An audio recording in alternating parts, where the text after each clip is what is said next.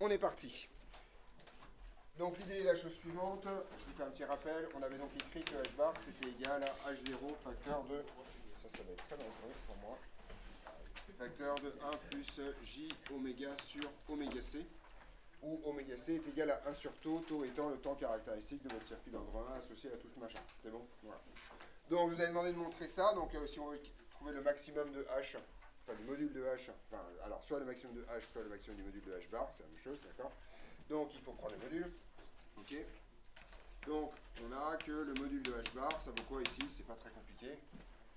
C'est h0 effectivement, alors plus exactement valeur absolue de h0, puisque h0 peut éventuellement être négatif, parfois imaginaire pur, mais c'est assez rare, sur racine de 1 plus oméga 2 sur oméga c carré. D'accord? Partie imaginaire au carré plus partie réelle au carré, dans l'autre sens. Voilà.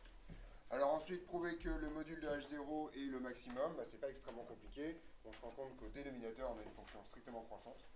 Enfin, on se rend compte que cette fonction est une fonction strictement décroissante de oméga, et que donc elle atteint son maximum en oméga égale 0. Voilà, c'est pas très compliqué. Hein. Module de h bar est strictement décroissante, donc le module de h0 est égal au module de h bar et est égal au est le maximum du module de h bar. Voilà, ça c'est-à-dire, voilà. J'espère que personne n'a dérivé pour trouver un truc pareil. Voilà. Voilà. D'accord. Ça, dériver pour trouver le maximum de ça, c'est planter des fraises au tractopelle quand même. Hein.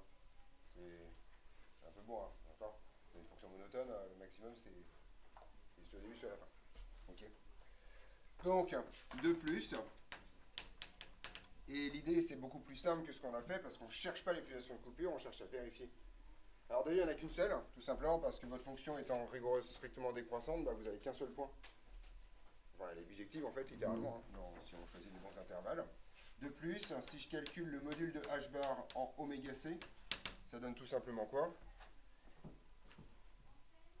Ce module de h0 divisé par racine de 1 plus 1, d'accord? Donc ça fait module de h0 sur racine de 1 plus 1, c'est-à-dire module de h0 sur racine de 2, et donc oméga c est bien la pulsation de coupure. Donc elle porte un nom qui va bien dans cette histoire. D'accord. Donc oméga c est la pulsation de coupure.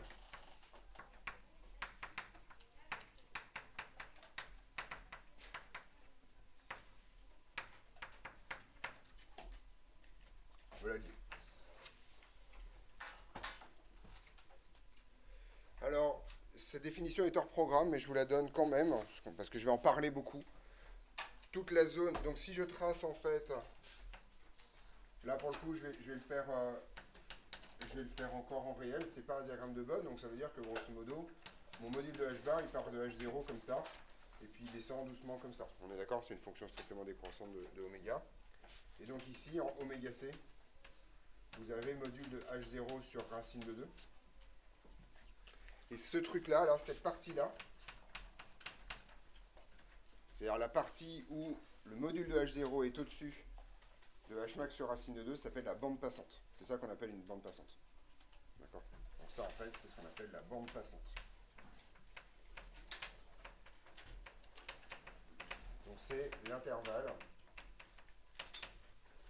où module de h bar est supérieur à h max sur racine de 2. C'est un concept que j'utiliserai souvent pour... En fait, c'est la vraie définition d'un passe-bas. Un passe-bas, c'est un filtre dont la bande passante est comprise entre 0 et quelque chose. D'accord. Vous voyez que là, la bande passante, c'est 0 oméga c. D'accord. C'est un intervalle de fréquence. D'accord. Donc, alors, si je vous donne l'exemple, ici, c'est donc 0 oméga c. Voilà la bande passante. J'en profite pour refaire la même sur un diagramme de Bode. Donc je vous rappelle que le diagramme de Bode ici, il est comme ça. On est d'accord? Les asymptotes se coupent en oméga c. Vous, ici, vous avez 20 log du module de h0. Et si je veux tracer la bande passante, en fait, ça vous raconte que votre courbe, en fait, si je dessine la courbe réelle, je vais faire en violet. Si je dessine la courbe réelle, en fait, elle va faire comme ça. On est clair là-dessus. Et en fait, ici, c'est la coupure. On est d'accord que ici, vous êtes en oméga C. Donc, ça signifie que là, cet écart-là, il correspond à une division par racine de 2 du module de h bar. Et donc, ça correspond à quoi en décibels? Racine de 2. C'est, ouais. Fin de mineur. C'est moins 3, effectivement. D'accord. Donc, de là jusque là, vous avez moins 3 décibels. Puisque, en fait, log de 1 sur racine de 2, ça vaut, enfin, log de 1 sur racine de 2, ça vaut moins 3. D'accord. Et la bande passante, à votre avis, elle est où? Ouais. Voilà, c'est toute cette zone-là. Hein. Voilà, ça c'est ce qu'on appelle votre bande passante. D'accord. Voilà. Ça c'est la bande passante.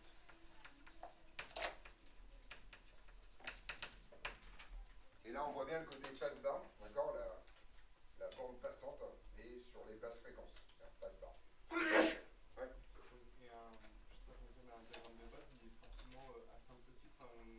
On peut tracer le diagramme de Bode avec le courbe, mais en général, c'est le diagramme de Bode asymptotique qui nous intéresse. Là, là par exemple, je viens de tracer la courbe, mais il n'est plus uniquement asymptotique. Mais sauf pour les passes bas et les passes hauts d'ordre 2, en gros, pour vous, le diagramme asymptotique et la courbe vous racontent à peu près la même chose. Je t'écoute. Ça, c'est valeur absolue de H0 à chaque fois. Voilà. Ça, c'est module de H bar. Ça, c'est valeur absolue de H0. Il y a des barres et des trucs qui se placent partout. Je suis un peu trompé. On est OK là-dessus? Ouais, je t'écoute, Samy. À côté du moins 3 décibels, il y a quoi? C'est une flèche C'est une flèche qui dit entre l'asymptote et ce point de la courbe là. D'accord. Je sais pas trop comment faire ça. En gros, la courbe est à 3 décibels en dessous de votre asymptote. C'est bon là-dessus? Voilà. Donc, on va faire le passe haut d'ordre 1, qui est un petit B si je ne me trompe pas. Je crois que j'ai fait une espèce de... Un petit C, c'est quoi le petit A? C'était les généralités. forme générale. Forme générale, d'accord.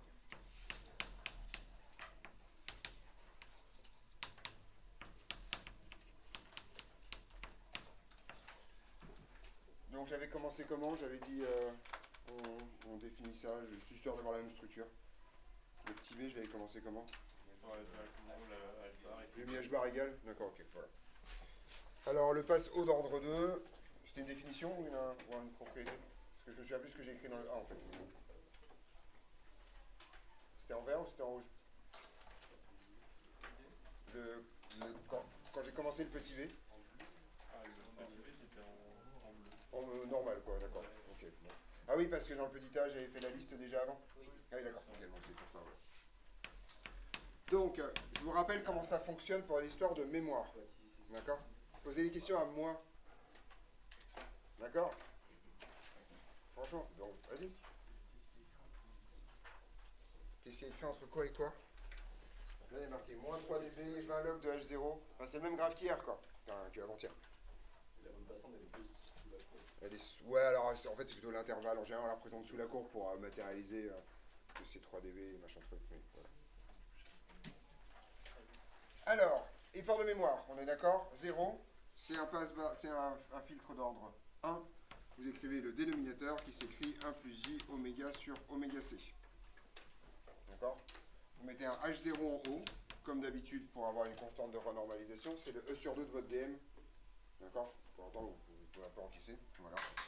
Et ici, ce que vous faites, c'est vous piquez le deuxième terme.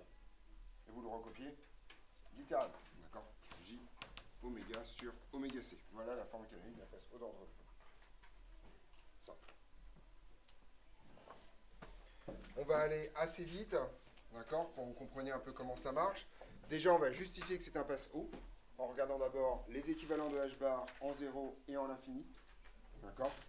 Et donc en utilisant ces équivalents pour trouver les limites. D'accord? Donc on est parti. H bar est équivalent en 0 à quoi? Donc, oui. Exactement. Au numérateur, c'est un monôme, donc il est équivalent à lui-même quoi qu'il arrive. Et au dénominateur, il est équivalent à son terme de plus bas degré qui en l'occurrence vaut 1. Donc ce truc-là, c'est H0 J oméga sur oméga C. Ce truc-là tend quand oméga tend vers 0. Vous voyez la différence, hein. On fait d'abord un équivalent, et ensuite on en évalue la limite. La limite, c'est quoi? C'est 0. D'accord, pour le coup, il n'y a pas de problème. H bar est équivalent en l'infini à quoi? Et là, vous voyez la force d'avoir fait un copier-coller, c'est qu'en fait, ça est équivalent à quoi, cette histoire? H0, tout court. Voilà. Qui tend vers quoi quand oméga tend vers plus l'infini? Oui, je sais, ça vaut peut-être pas le coup, mais H0, c'est une constante. D'accord, c'est un nombre de problèmes. Pas fou, quoi. D'accord. Donc, par définition, ou par une des multiples définitions possibles d'un passe O, ceci vous raconte que c'est un passe O. Je rappelle que je ne sais plus comment je l'ai pris lundi, mais un passe O, c'est un truc qui, grosso modo, tend vers 0 quand oméga tend vers 0, et qui tend vers une limite qui est non nulle quand oméga tend vers plus l'infini. Ça match, pas de problème. Donc, c'est bien un passe O.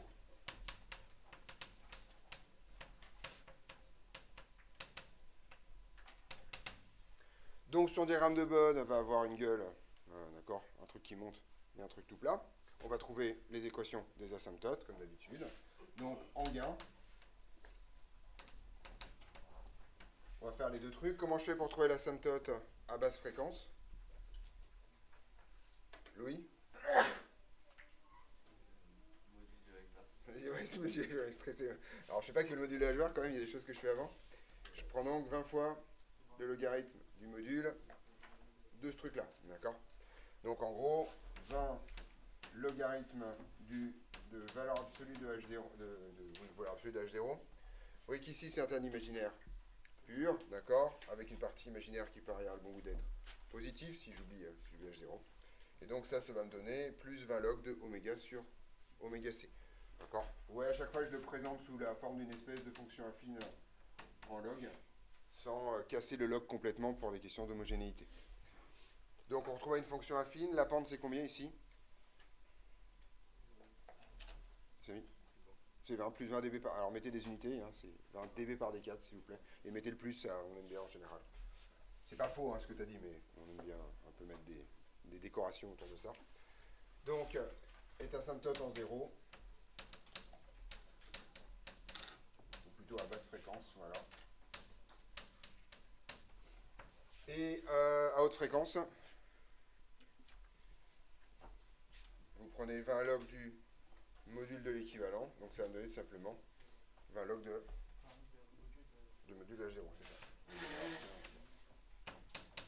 J'avais entendu 0, donc j'étais surpris.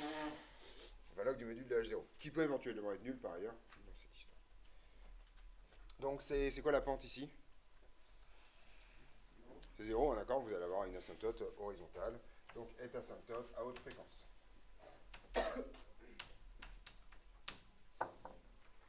Bon, bah, le diagramme de Bode, ça va pas être dur. Hein. Les asymptotes se coupent en quoi? En manifestement oméga C. Hein, si on remplace oméga par oméga C ici, vous avez bien ça égale ça. Donc ça se passe très très bien. Il n'y a pas de problème. Et donc vous allez avoir une pente à plus 20 dB par décade et une droite horizontale ici. Ça c'est 20 log de H0, ça c'est oméga, ça c'est bien en décibels. Ça c'est une pente à plus 20 dB par décade. Et puis ça c'est oméga C. Voilà. Et terminé pour le diagramme de Bode. Ça a bien la gueule d'un passe O. On est content. D'accord. Alors là, je ne vais pas trop m'éterniser, mais est-ce que oméga C est bien la pulsation de coupure? Oui. Alors il y a une petite subtilité mathématique dans cette histoire. Le module de H bar, dans ce cas-là, n'admet pas de maximum sur R. Il admet un maximum sur R bar. D'accord? Autrement dit, son maximum est atteint en plus l'infini, donc il n'est pas atteint. C'est un peu le problème, d'accord? Donc en gros, on parle de borne supérieure en général, mais comme on est des physiciens et qu'on a un peu rien à foutre de tout ça, on appelle ça Hmax, et puis voilà. D'accord? Ok. Juste pour rentrer dans les détails. Et donc effectivement, oméga C est bien la pulsation de coupure, parce que si vous remplacez ici oméga par oméga C, au module, vous avez bien H0 sur racine de 2, sans aucune forme de problème. Ouais. C'est vrai que ça se voit R bar de ça. C'est R avec l'infini dedans. C'est dans R c'est... R, c'est ça. R, c'est moins l'infini plus l'infini. Ça, c'est R. R bar, c'est moins l'infini plus l'infini. C'est quoi Tu considères que tu peux manipuler R bar comme un nombre. Autrement dit, ça te permet de faire des espèces de grosses tricheries. Je pense qu'il faut faire beaucoup attention à ce qu'on fait quand on manipule sur les conneries. Mais globalement, ça te permet de faire des grosses tricheries du genre, bah là, en fait... Donc vous êtes d'accord que là, en toute rigueur, si je prends le module de ça, H0 n'est jamais atteint.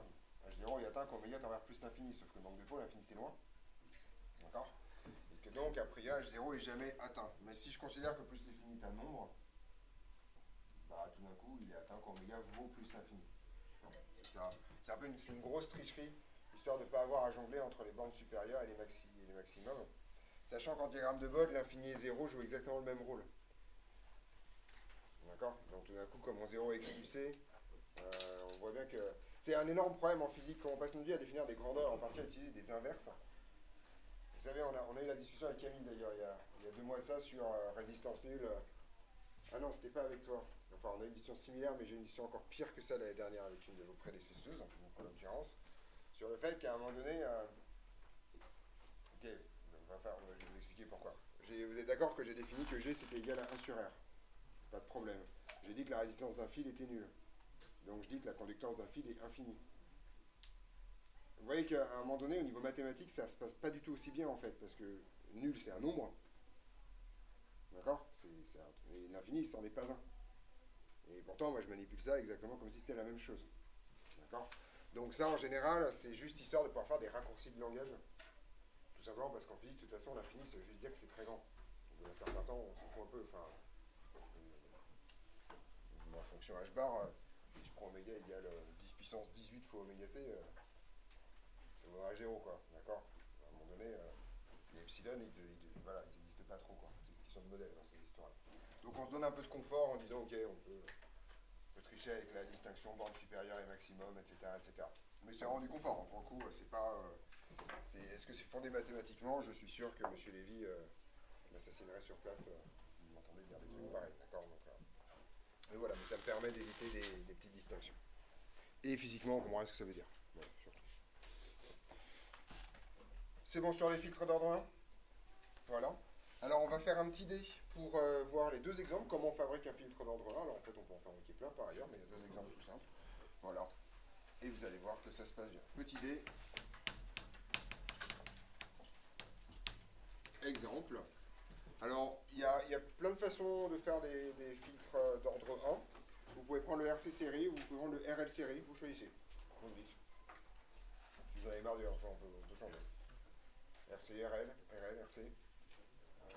RL, RL, ça nous changera. Ok, ça nous changera la vie. Ok, d'accord.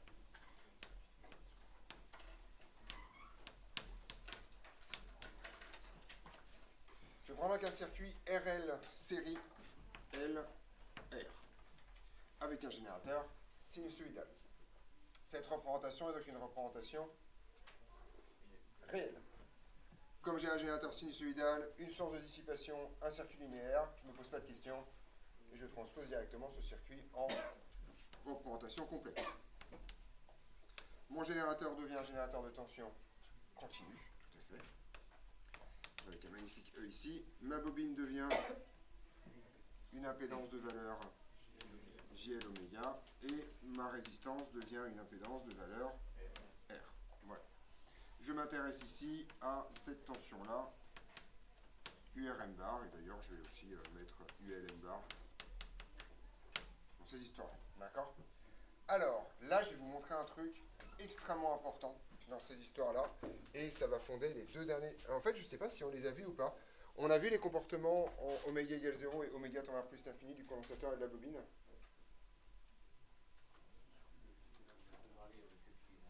Ouais, fil interrupteur, parce qu'on a fait un tableau à 4 cases en gros, à un moment donné. C'est ça, si vous vous souvenez, un tableau à 4 cases avec le condensateur en 0, c'est un interrupteur ouvert et en infini, c'est un fil. La bobine, c'est le contraire. On a fait ça? D'accord, ok. Alors, on va utiliser ça maintenant. D'accord? Non, mais c'est juste pour savoir si je dois le rappeler ou si c'est... enfin, si je dois le faire ou si c'est fait. Donc, oui. C'est pour ça que je pose la question, en fait. Oui, Baptiste. Ouais, mais on l'a écrit, enfin, on a écrit les deux cas. D'accord, je me suis pas limité à oméga égale 0. Sûr? Non, non, mais si je l'ai... Non, mais c'est important quand même pour le coup, donc si je l'ai pas fait, il faut que je le fasse. C'est bon, Sacha, t'as relu ça un jour dans ta vie? Ça me dit quelque chose. Alors, je vais regarder les questions de cours, ce sera comme ça, déjà je pourrai les suivre. Théoriquement, les questions de cours, je les ai relativement suivies. Alors, je vérifie où est-ce que c'est. Non, non, mais si on l'a pas fait, je le fais. En fait, dans les questions de cours, c'est tout à la fin. Qui est équivalent, mais égale 0, une bobine et un truc. Donc, ça se trouve, je ne l'ai pas fait. Hein. On l'a fait que en réel? On l'a pas fait dans le cours? Oui, on l'a fait en continu pour le condensateur à la bobine, ça c'est une certitude. Mais je suis pas sûr de l'avoir fait. Alors, on y va, on le fait maintenant. Au pire, vous l'aurez deux fois dans votre cours, c'est pas très grave. D'accord? Donc, on a, et ça c'est extrêmement important,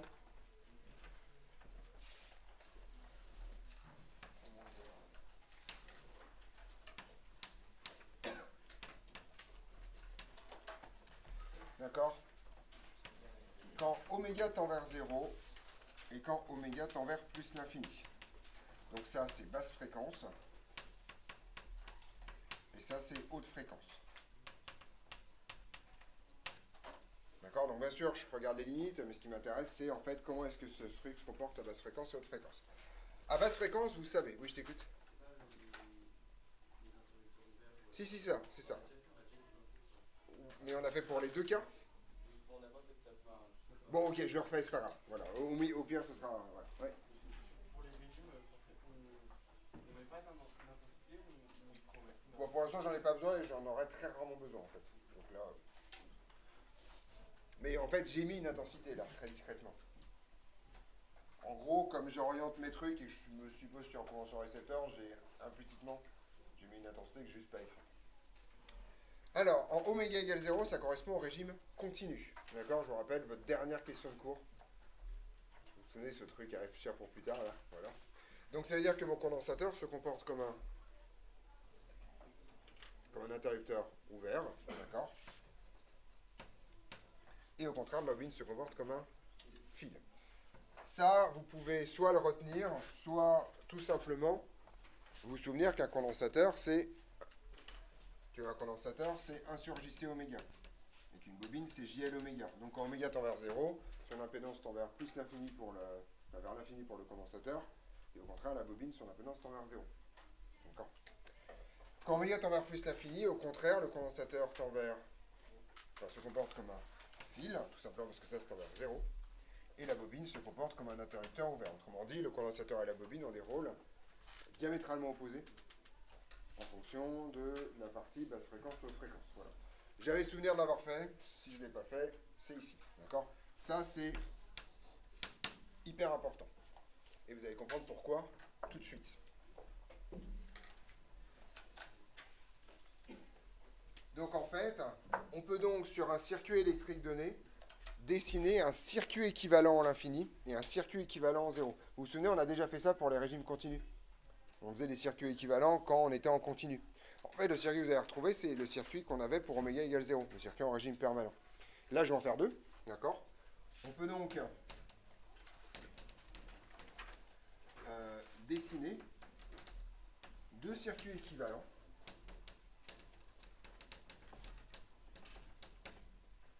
Le premier, c'est en oméga égale 0. Enfin, je vais faire l'autre sens, à basse fréquence, voilà.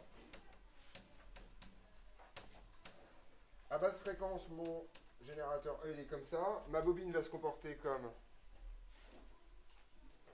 un fil, d'accord?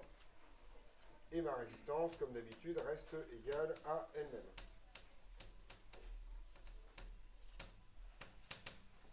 Qu'est-ce qu'on peut donc déduire sur URM bar? C'est égal à quoi? C'est égal à E, d'accord? Enfin, ça se voit, c'est collé quoi. Et au contraire, si vous le faites à haute fréquence,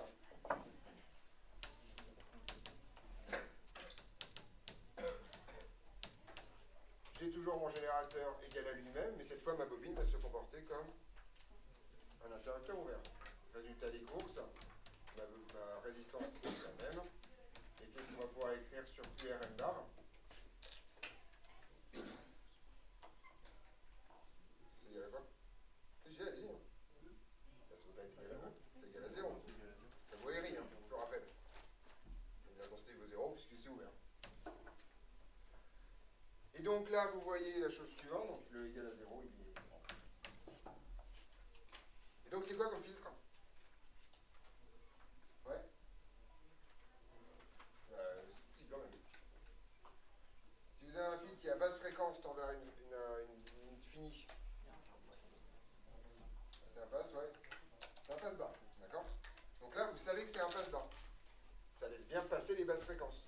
Les basses fréquences se retrouvent intégralement transportées à l'extérieur, alors que les hautes fréquences, elles, se retrouvent littéralement dans le circuit. D'accord? Oui, Simon. Du coup, un passe haut, c'est un RC série. Alors, ça peut être un RC série ou c'est un RL série, mais avec L comme tension. Si au lieu de prendre UR comme tension, j'avais pris UL, ça serait 0 ici et E ici. Voilà, on peut le faire comme ça. Donc, ceci est donc un passe haut, un passe bas, pardon. Alors, on va faire les trucs. Un passe bas. Est-ce que je peux deviner son ordre? Oui.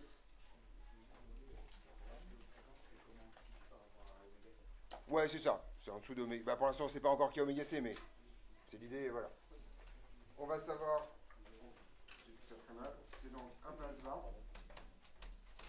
Et il est de quel ordre? Ouais. D'ordre 1, pourquoi? Parce qu'il n'y a qu'un seul dipôle de type bobine condensateur.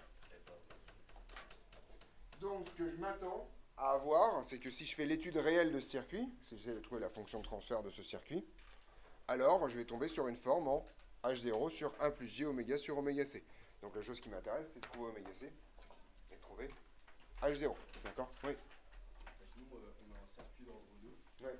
Mais à basse fréquence, ça devient un circuit d'ordre 1 et à haute fréquence ici. C'est pas possible. C'est impossible. Ça devient un circuit d'ordre 0 à haute fréquence et à basse fréquence, quoi qu'il arrive.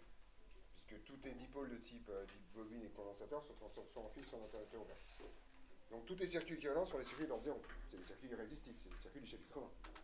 C'est pour ça que le chapitre 1 il est hyper important, parce qu'en fait, il repop à tous les coins de rue.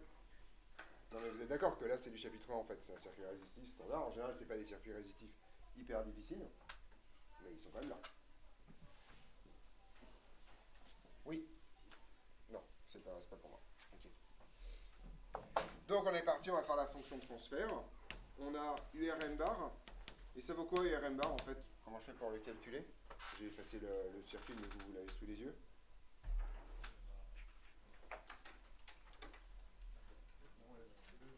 C'est un point de tension, effectivement. Donc c'est tout simplement la résistance couverte par URM, enfin l'impédance couverte par URM bar. En fait, je vais directement le mettre sous format fonction de transfert, hein, j'ai pas emmerdé, parce que quand même c'est ça l'idée. URM bar sur E, c'est donc tout simplement R divisé par R plus IL oméga. D'accord? Ça, c'est ce qui sort directement de mon point de diviseur de tension. Ensuite, je veux forcer la forme canonique. Alors, de la même façon que pour forcer la forme canonique sur les équations différentielles, on cherchait un 1 comme coefficient multiplicatif du terme d'ordre 2. Ici, on va chercher un 1 dans votre polynôme du dénominateur, là où il n'y a pas de oméga, en fait, dans cette histoire. Je t'écoute, Sylvain. On va effectivement factoriser par R, ou, ce qui revient au même, multiplier numérateur et dénominateur par 1 sur R. D'accord? Oui. Pourquoi on décide comme ça? Parce que je veux trouver oméga C et je veux trouver H0. Parce que c'est toujours le même problème. Une fois que j'ai les paramètres canoniques de mon truc, je sais le tracer exactement en copier-coller. Et on a oméga sur oméga C et moins oméga 0, ça va sortir tout seul comme un rang, tu vois. Donc là, je veux qu'il y ait un 1 ici, d'accord? Donc l'idée, hein, c'est... on veut un 1. Voilà, c'est ça en fait. Et donc on force à apparaître le 1. Si vous avez fait votre DM pour aujourd'hui, vous avez dû faire ça avec un facteur 1,5. Vous aviez un 2 plus quelque chose. Vous avez dû multiplier numérateur et dénominateur par 1,5 pour forcer l'apparition du 1 dans la forme qu'on vous donnait. Voilà. Donc là, ça va donner 1 sur 1 plus JL sur R oméga. On est d'accord? C'est exactement la forme qui nous intéresse. On lit. Normalement, on lit directement sur le truc. H0, ça vaut combien? 1. C'est le truc qui est au-dessus. Et oméga C qui vaut quoi? Attention, il y a un piège. R sur L, effectivement. Oui. Ah non, non, non. Ça, c'est la fonction de transfert. Ça, c'est H bar. Si c'est E, c'est UM bar. Tout court. Le E, il est. D'accord. On est d'accord là-dessus? Vous voyez comment ça marche? Et là, on a tout. Ça. Alors, si vous n'avez pas fait l'analyse de limite, ça vous prouve définitivement que c'est un passe-bas d'ordre 1, puisque c'est la définition d'un passe-bas d'ordre 1. Il a la fonction de transfert à la bonne gueule. Vous avez oméga C, là, vous avez tout, c'est fini. Vous prenez votre théorème de Bode du cours, vous le collez. La seule chose qui change, c'est la valeur numérique de oméga C. Et le H0. Terminé en bas. On est d'accord là-dessus? Bon, bah c'est pas dur. Vous voyez que c'est pas dur. Alors, si on veut faire un passe haut, alors là, vous pouvez imaginer en fait comment on fait un passe haut. Vous avez deux possibilités. Je vous laisse choisir. Ouais. Donc, soit on étudie la résistance dans un RC, Soit on utilise la résistance dans un RC, effectivement. soit on étudie la bobine Dans un RL, d'accord? Entre autres, il y en a bien sûr plein, mais on peut faire ça, d'accord? Donc, deuxième exemple. Alors, je prends quoi? Je fais la résistance dans un RC ou la bobine dans un RL? On reste sur RL? D'accord? Voilà, on fait ça. Exemple 2, je fais la même, avec cette fois ma résistance ici et ma bobine ici. Pourquoi j'ai changé de place les dipôles plutôt que de simplement dire je change de tension? Alors que vous avez un théorème qui vous raconte que deux dipôles en série peuvent être permutés comme on veut. Pourquoi là, quand même, je prends la peine de changer de place? Peut-être qu'on va faire le divers de tension. Ça revient au même à peu près. Ouais. Vous êtes d'accord que mathématiquement, que je mette RL ou LR, c'est la même chose, d'accord? Donc voilà. Quelle raison pratique? Ouais.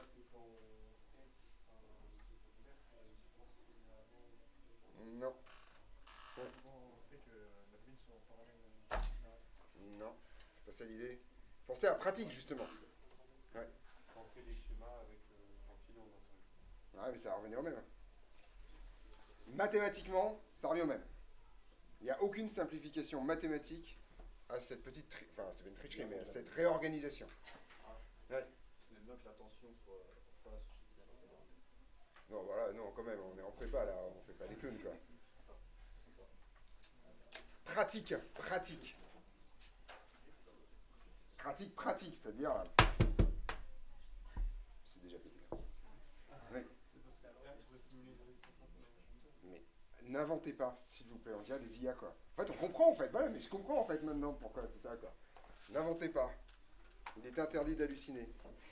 Pratique, pratique. Ouais. Pratique. Virez-moi les calculs de votre tête. En pratique. Qu'est-ce qu'on fait en pratique? Oui. Oui. Si jamais on fait un TP sur le sujet et qu'on veut étudier la tension aux bornes de la bobine, il faut impérativement que la bobine et le générateur partagent le même moins. Simon, il est là, genre, de quoi il parle? Demande à Paul. Lui, c'est... D'accord, voilà. Vous êtes là que vous vous souvenez? D'accord? Tout simplement parce qu'en fait, en travaux pratiques, on a un masse ici, et que donc si je veux brancher un oscillo sur le sujet, il faut que je puisse le brancher là. Donc cette inversion, c'est justement une inversion de confort, globalement, pour dire ça. Outre le fait que, effectivement, c'est là où j'ai pas été gentil avec Samy tout à l'heure, ça rappelle la structure du quadripôle mieux que si la sortie elle est en haut, quoi. Voilà. D'accord? Mais c'est tout. On est d'accord? Donc c'est juste une histoire de TP dans ce truc-là. Bien, donc ce qui m'intéresse, c'est ULM bar. On va aller beaucoup plus vite. Alors déjà, on va aller beaucoup vite. Non, c'est le but des exemples. On peut donc dessiner deux circuits équivalents.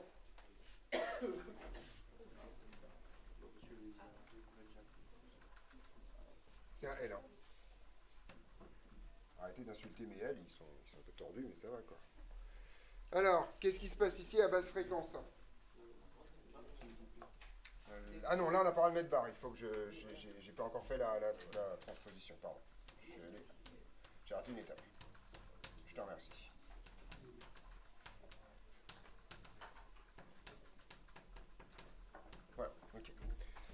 Qu'est-ce qui se passe à basse fréquence? Oui. On va avoir un fil à la place. Effectivement, la bobine va se comporter comme un fil, et donc mon circuit équivalent, il va se retrouver comme ça.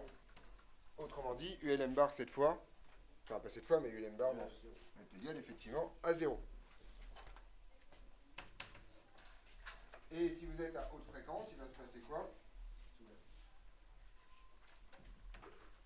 Cette fois, c'est ici que vous allez avoir un circuit ouvert. Vous allez avoir votre résistance ici. Alors là, c'est un peu plus subtil. L'intensité qui circule dans le circuit va être nulle. La tension en bord de la résistance va être 0. Donc forcément, celle-là va être E. D'accord. Voilà. C'est celle qui va bouffer la tension.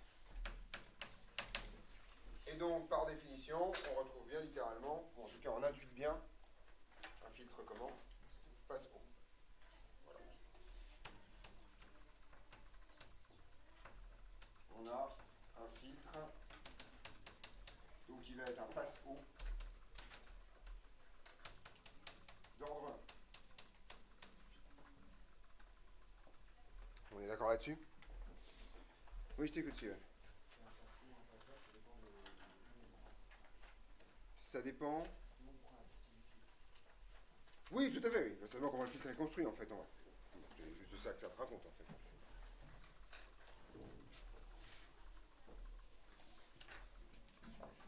Oui.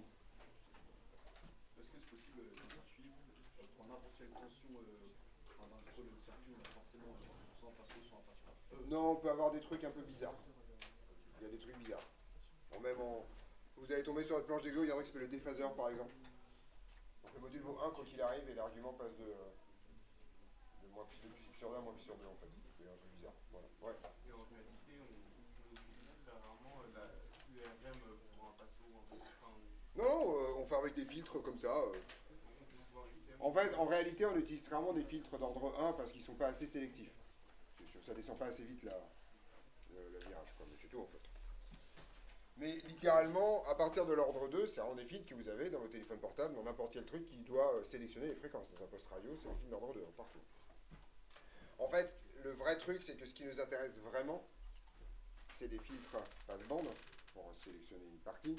Et le voyez qu'avec un ordre 1, ben on ne peut pas, en fait. Parce qu'il faudrait que ce soit 0 de chaque côté. Or, vu la forme du numérateur par rapport au dénominateur, ben vous n'avez pas tellement le choix, en fait. Pour ça, il faut que le degré du numérateur soit strictement positif et strictement inférieur au degré du dénominateur. Or, des nombres entiers strictement positifs et strictement plus petits que 1, ça ne court pas les rues. Voilà, c'est ça dont on parle. Donc on est parti. Ici, h bar vaut quoi? Donc h bar, si je le définis comme UL m bar sur E,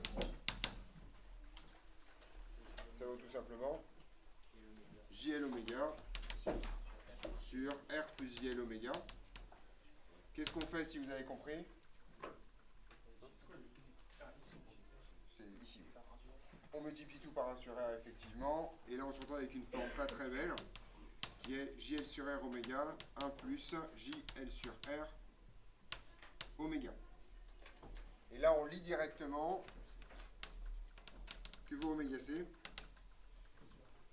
En fait, oméga C vaut R sur L et c'est normal parce que ça doit être le même pour tout le monde. C'est le même circuit, c'est le même taux. Et comme oméga C et taux sont intimement reliés, donc oméga C c'est l'inverse de taux, c'est normal qu'on trouve la même chose que tout à l'heure. Et H0, ça vaut quoi?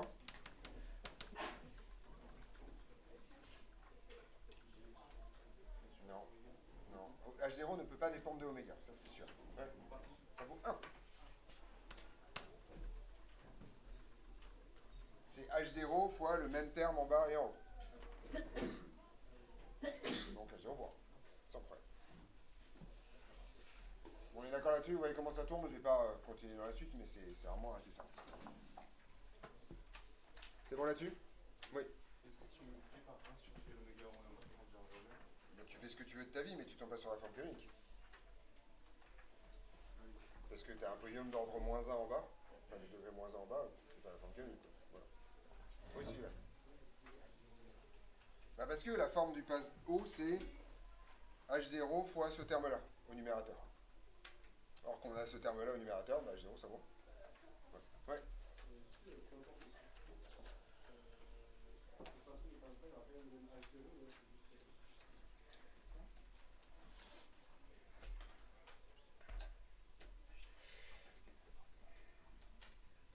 réfléchi.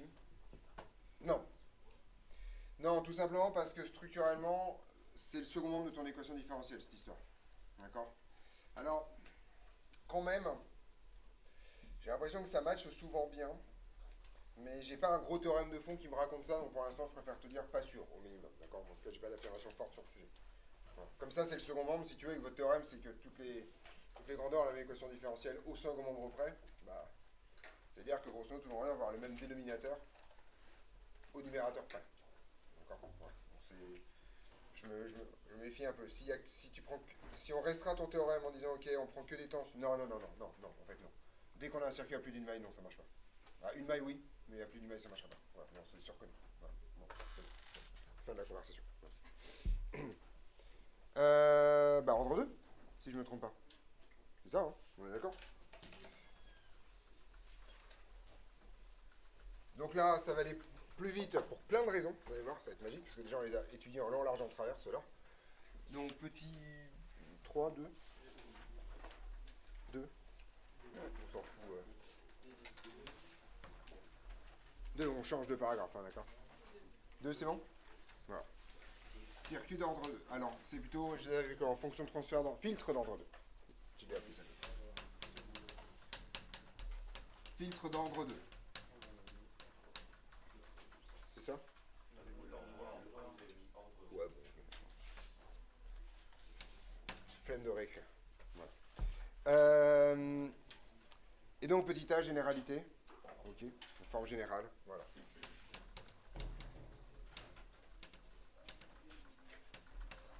Donc, je me souviens pas ce que j'ai fait. Pourtant, c'était mardi, c'était pas longtemps. J'ai fait une liste, c'est ça? En disant, on distingue 3. Ah, tous les filtres avec ça, et on distingue ensuite les 3. D'accord. Donc, première propriété, effectivement, tous les filtres d'ordre 2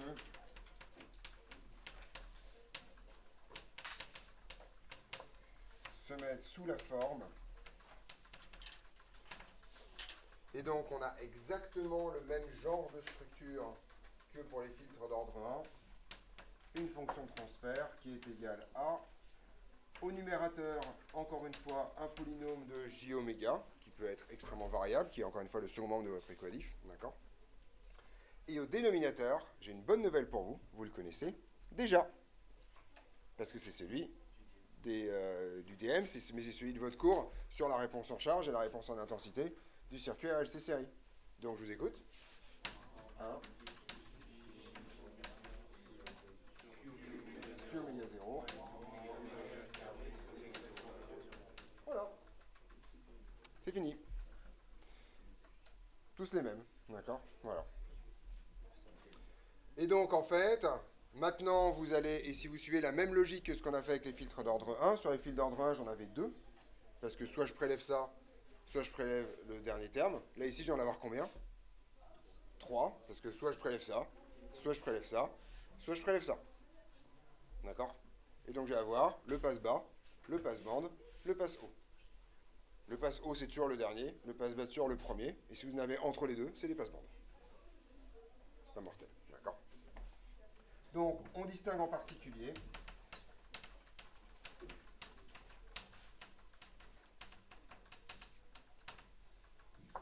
et là on y va, ça va être mortel.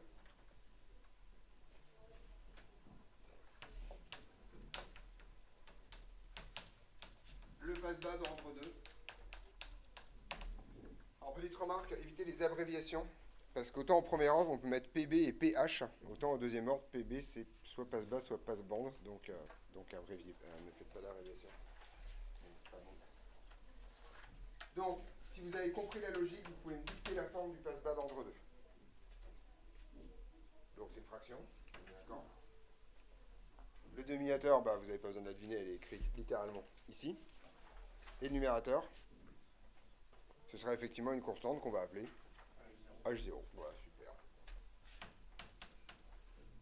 Parce que c'est H0 fois 1 sur 1 plus J oméga sur Q oméga 0 moins oméga carré sur oméga 0 carré.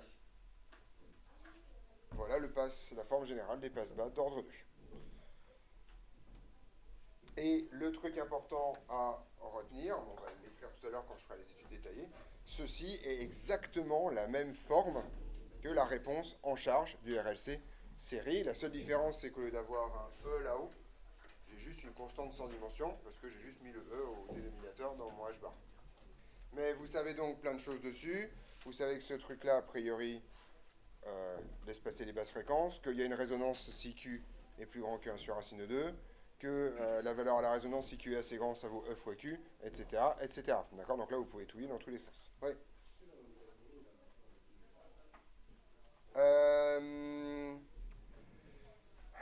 Non. Il existe une valeur de Q pour laquelle oméga 0 est égal à oméga C. Mais, alors, en fait, ok, je débunk.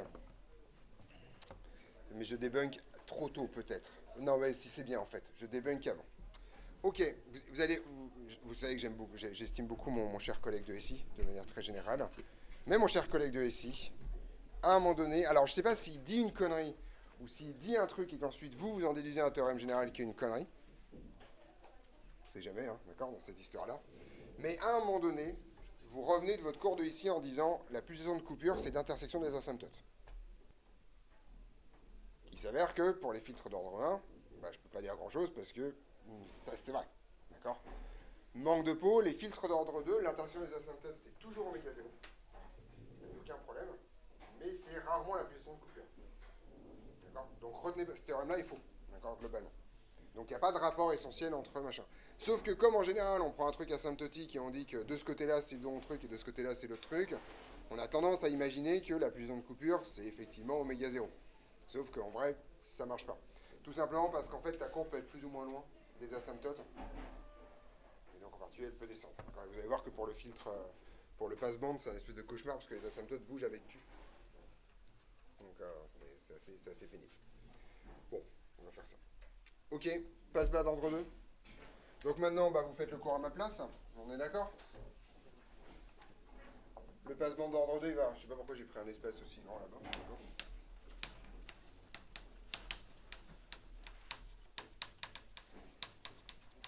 Le passe-bande d'ordre 2, il va se mettre sous quelle forme? H bar, ouais, H0, ensuite. Ouais, vas-y, Adam, ou déjà, c'est bon, excusez-moi. Vas-y, Adam. J oméga sur Q oméga 0, vous posez aucune forme de question, vous recopiez comme des brutasses. Et on recopie tout le dénominateur sans aucune forme de pitié. 1 plus J oméga sur Q oméga 0, moins oméga carré sur oméga 0 carré. Voilà, un magnifique filtre passe-bande.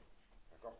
Encore une fois, pour l'instant, je vous affirme qu'il s'agit d'un passe-bande, on ne l'a pas démontré. Et on va le vérifier dans les petits points qui viennent. Bon, je vous avais prévenu qu'on allait faire de la zoologie, hein, donc c'est un peu chiant, on fait du catalogue, quoi. C'est un passe-bande, ça. Petite remarque, ceci, je vous rappelle, peut se mettre sous une autre forme, qui est importante. Si vous multipliez numérateur et dénominateur par l'inverse de ce truc-là, d'accord, vous retrouvez avec ce que j'ai appelé dans le chapitre précédent, la forme d'étude. Donc ça, donc je multiplie par Q oméga 0 sur J oméga. Ça va avoir une conséquence immédiate, c'est que le H0 ici va se retrouver tout seul. D'accord? Ici, mon 1 va s'écrire J oméga sur Q oméga 0. Ce terme-là, forcément c'est le même, va donner 1. D'accord? Donc c'est pour ça que je vais avoir un 1 plus ici. Et ce terme-là, je vous rappelle, s'écrit plus J oméga au carré sur oméga 0 au carré. Et donc quand vous allez multiplier par l'inverse, vous allez avoir un J oméga qui va se retrouver au dénominateur, un oméga 0 au numérateur. Donc ça va faire un moins J oméga. Et par contre, le facteur Q, il va toujours être au numérateur. Je fais exprès de ne pas écrire les étapes intermédiaires, elles sont déjà dans le chapitre d'avant, et ça vous entraîne. D'accord? Oui. Si on a J oméga au carré sur J oméga, ça fait pas plus J oméga? Ça fait plus 1 sur J oméga, donc moins J oméga.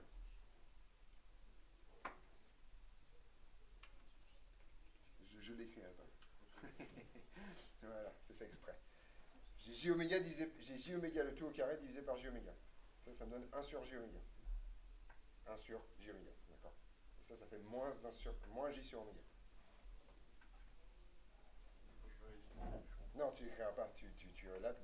Non, cette conversation, on l'aura. Parce que moi, je vois J oméga carré sur J oméga égale J oméga. Ça me fera 1 sur J oméga. Non. Ah oui, t'as raison, pardon. C'est le 1 sur J, il est là. C'est toi qui as raison. J Tout à fait. oméga. Pardon, autant pour moi. C'est ce terme-là qui fait 1 sur J. D'accord. My mistake. Je recule. C'est moi qui me suis trompé. Donc je la refais pour les gens qui ont suivi le débat. Ce terme-là me donne un Q oméga 0 sur J oméga, c'est-à-dire un moins Q oméga 0, un moins J Q oméga 0 sur oméga. Et ce terme-là me donne grosso modo ce terme-là, mais avec Q en haut. Ouais.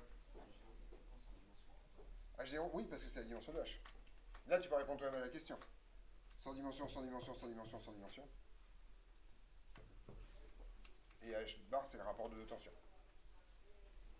Donc, H0 sans dimension. Sinon, tu ne peux pas le passer au log, tu peux rien faire. Hein. Voilà, c'est vraiment important. Donc, je vous rappelle la forme finale. C'est JQ, facteur de oméga sur oméga 0, moins oméga 0 sur oméga. Le terme oméga sur oméga 0 vient du dernier terme, le terme oméga 0 sur oméga vient du premier. D'accord. C'est celle-là qui va être très sympa pour faire les études. Mais on peut, enfin voilà, ce que vous voulez, on fera les deux. D'accord. Celle-là, elle est super pour la résonance surtout. Pour la coupure, pour ce genre de conneries, elle marche vachement bien. Et le troisième, c'est le seul que vous avez jamais vu en fait. C'est le passe haut d'ordre 2. Alors vous l'avez jamais vu parce qu'il correspond à votre avis à la torsion de bord de quel dipôle dans le RLC série? Bah la bobine, c'est d'accord, c'est le seul qu'on n'a pas croisé dans cette histoire. La bobine. Si vous avez compris. Oui. Il y a un H0. Attention, il y a un signe quand même. Il y a un moins effectivement qui se balade. Il y a un oméga 2 sur oméga 0 carré au numérateur. Et ensuite, on enchaîne sans aucune forme de pitié.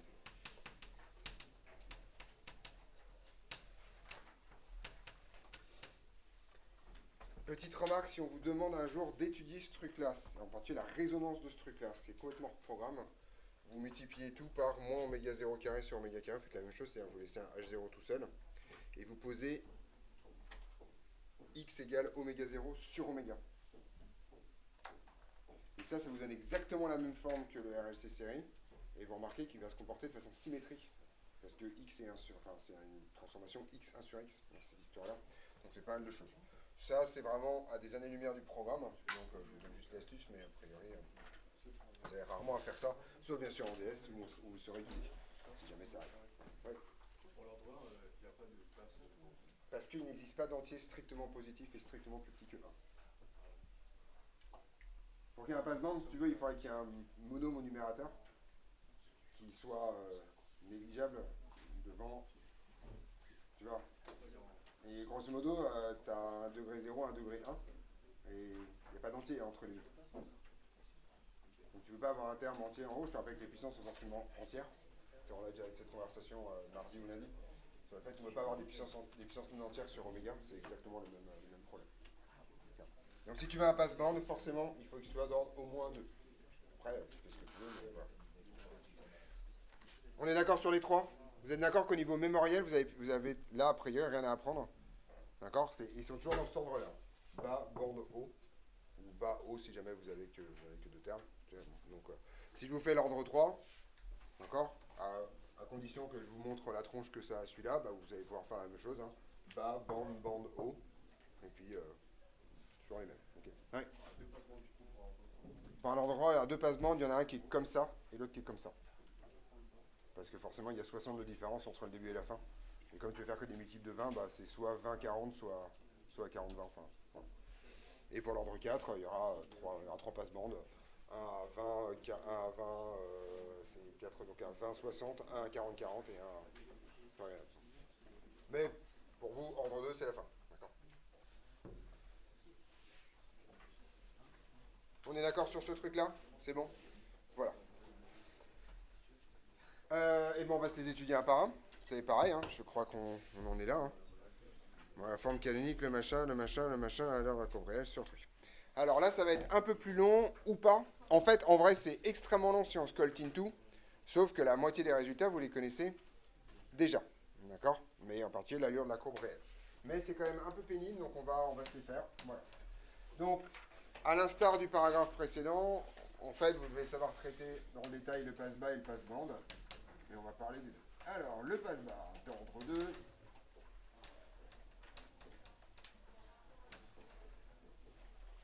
Donc on est parti, je reprends avec mon H-bar, mon H0, mon 1 plus J oméga sur Q oméga 0. De toute façon, vous allez voir, vous allez l'apprendre par cœur au départ. Et puis si vous faites plus de 10 exercices, vous allez finir par la connaître par cœur parce que vous allez l'écrire tellement souvent de toute façon. À un moment donné, voilà. Alors, déjà, bah c'est pareil, en fait, non, maintenant, en fait, moi je bosse plus, c'est fini, j'en ai marre, voilà. C'est quand même à 1h15 dans la journée, hein, faut pas pousser, hein, voilà. Donc, la vraie question, c'est vous allez faire le cours à ma place, là. Quelle est la première chose qu'on fait quand on a un filtre, quand on a une fonction de transfert? On regarde effectivement ses équivalents à basse fréquence et à haute fréquence, d'accord? Et on en tire les limites, comme ça on vérifie la nature du filtre, et ensuite on commence à s'exciter. Oui, je t'écoute. Si on prend pas cette forme-là, mais on prend la forme de base. Alors, ça, dans le passe-bas, il n'y a qu'une forme. Ça, c'est le passe-bande, ça. Ah oui. Donc, je répondrai à ta question quand on fera le passe-bande. Voilà. Et la réponse, c'est pas grave. Voilà. Ouais, quand je ferai le passe-bande. Voilà. Mais il repose la moins quand je commencerai, parce que j'ai des commentaires importants à faire sur le sujet, donc ça sera pas mal. H bar est équivalent à 0 en quoi? H0, c'est bon, on commence à voir la mécanique, hein, c'est pas mortel. H0. Et ça tend vers quoi quand oméga tend vers 0? On tente, hein, donc le dos, ça c'est pas la limite la plus difficile à trouver. Je sais pas si vous commencez à comprendre la puissance d'équivalence contre les limites quand même. Hein. C'est une violence ultime, hein, ce truc-là. D'accord, on dégage tout, on pose pas de question. Et H bar est équivalent à l'infini à quoi? D'accord, alors on va essayer de le remettre un peu en forme, mais c'est moins oméga 0 carré sur oméga carré, facteur de H0. On est d'accord là-dessus? J'ai juste fait le truc un peu trop tendant. Et ça tend vers quoi quand oméga tend vers plus l'infini? Oui. Vers 0, hein, tout à fait. Je donne un truc en ratio oméga carré, il n'y a pas de souci. D'accord? Oui. Bah parce que c'est inversé. Parce que c'est 1 sur ça, c'est l'inverse. J'inverse parce que c'est l'inverse. On est d'accord là-dessus? Ceci vous justifie quoi? Que c'est bien un passe bas, sans aucune forme de problème. D'accord? Donc c'est bien un passe bas.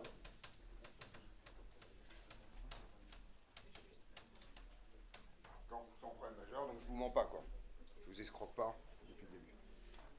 On est au clair là-dessus? Bien. Ensuite les asymptotes. Vous avez remarqué tranquillement que je me suis assis sur la phase déjà sur le passe haut d'ordre 1, même peut-être sur le passe bas d'ailleurs. Donc, d'accord, la phase en général ça a tendance à se passer à la trappe très vite. En 0, quelle est l'asymptote? Donc je vais écrire asymptote en gain. En 0, 20 log du module de l'équivalent. D'accord? Donc on est parti. Donc c'est 20 log du module de H0, enfin de la valeur absolue. Donc c'est une asymptote, tout ce qui est plus horizontal. D'accord? Comme ça. Oui. Je vois pas. On ne devine pas, on prend 20 log du module de l'équivalent. Point barre. D'accord? Voilà. Pourquoi tu mettrais un carré? Pourquoi tu mettrais un 40? C'est quoi la règle? Non mais pourquoi tu mettrais un 40 en fait? Ça sortirait d'où quoi? Magie, magie. Et vos idées sont à jeter. Voilà, super, on arrête. Ok. Je pense que vous connaissez pas ce jingle qui est encore plus vieux que moi. Si, ça existe encore? C'est ça, oui, ok. Mon Dieu, ça n'a juste pas changé depuis 30 ans, quoi. On est d'accord. Les mecs se font pas chier quand même. Bien, Simon, c'est ton heure. C'est maintenant. C'est maintenant que ça arrive, Simon. Ton heure de gloire est arrivée, comme dit dans la chanson, quoi. Allez, c'est parti.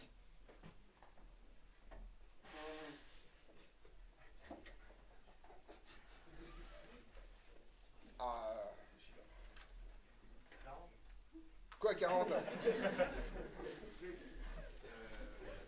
va sortir le 40 là, mais il va falloir qu'on le trouve. Donc on applique toujours les mêmes méthodes. Hein. L'asymptote en l'infini, on fait comment?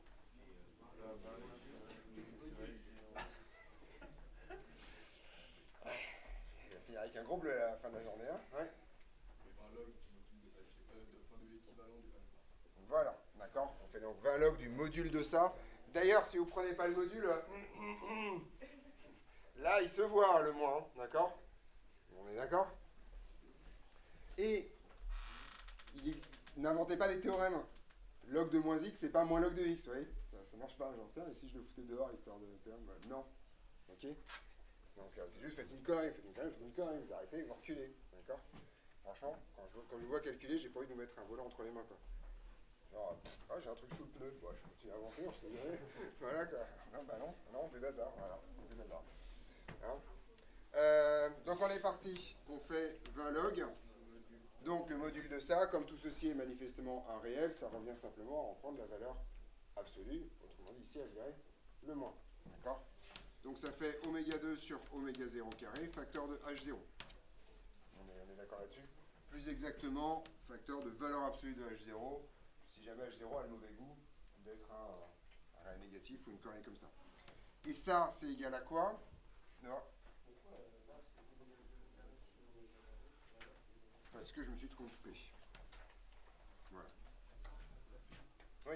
Là, du coup, là, on a 20 logs du module de H0. On a effectivement 20 logs du module de H0 qu'on fout toujours à côté parce qu'on s'en fout. Plus 40. Log de oméga 0 sur Et donc on va faire encore mieux que ça. Moins 40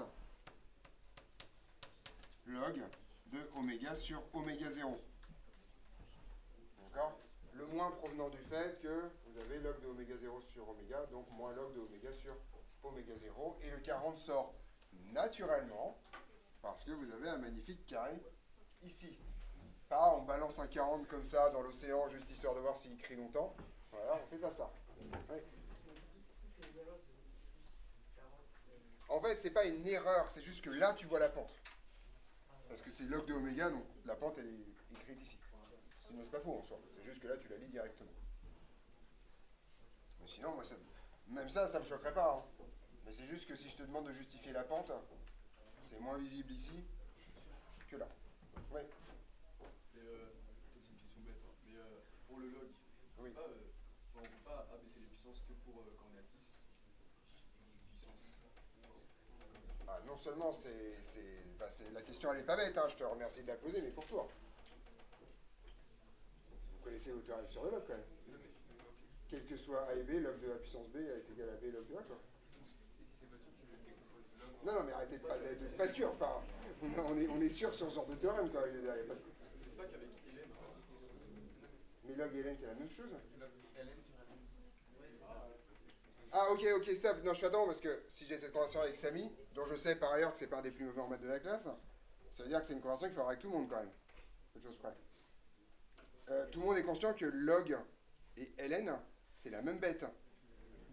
D'accord? Log en base 10, c'est Ln sur Ln de 10. D'accord? C'est vraiment la même bête à un coefficient près. Donc en particulier, ils obéissent à toutes les morphismes. Là où ça va changer, c'est que quand j'avais une puissance, j'ai un espoir que tout d'un coup je tombe sur un 1. Donc effectivement, log de 10 puissance 5, ça vaut 5. Parce que ça vaut 5 log de 10, et que log de 10, ça vaut 1. C'est cette étape-là que ta question concerne, la deuxième. Mais abaisser les puissances, c'est vrai, de tous les logs, ils marchent comme ça. D'accord? Le morphisme du log, c'est ça. C'est le fait que le log du produit soit égal à la somme des logs. C'est ça dont on parle, en fait. Est-ce que ça utilise des logs différents, genre binaires ou tertiaires, enfin, pas du tout? On verra le log en binaire en info. Parce que pour la dichotomie, quoi. Donc ça existe, ouais. Mais bon, voilà, quoi. C'est pas, voilà. Le log en décimal, il est hyper utile parce qu'on bosse en décimal, quoi. Enfin, c'est vraiment... enfin, voilà, quoi. C'est juste ça, quoi. Si un jour t'es projeté à Babylone en moins 2000, ben, tu leur apprendras le log en base 60, quoi. Voilà, histoire que ce soit plus facile à faire le boulot, quoi. Voilà. T'auras 2-3 trucs à leur apprendre avant, quand même. Ouais. Mais non, en général, c'est oui, log en base 10, c'est logarithme népérien, là pour des raisons fortes, de primitivisation, des choses comme ça. Je racontais quoi? Eh ben, j'ai tout. Donc, on est d'accord que j'ai mes deux asymptotes. Et là, j'ai donc pouvoir tracer mon diagramme de Bode très gentiment.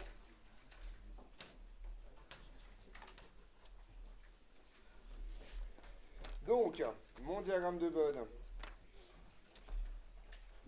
Première asymptote horizontale jusque-là. Et la question qui fâche toujours, où se coupent les asymptotes? En oméga 0, effectivement, vous voyez que si oméga vaut oméga 0, ça est égal à ça, d'accord? D'où la conversation qu'on a eue tout à l'heure sur l'interaction des asymptotes dans cette histoire. Donc mes deux asymptotes se coupent en oméga 0. Et ça descend très raide après, ça descend 2 fois plus raide que pour un pass bas d'ordre 1, puisque ça descend avec une forme de moins 40 décibels par décade.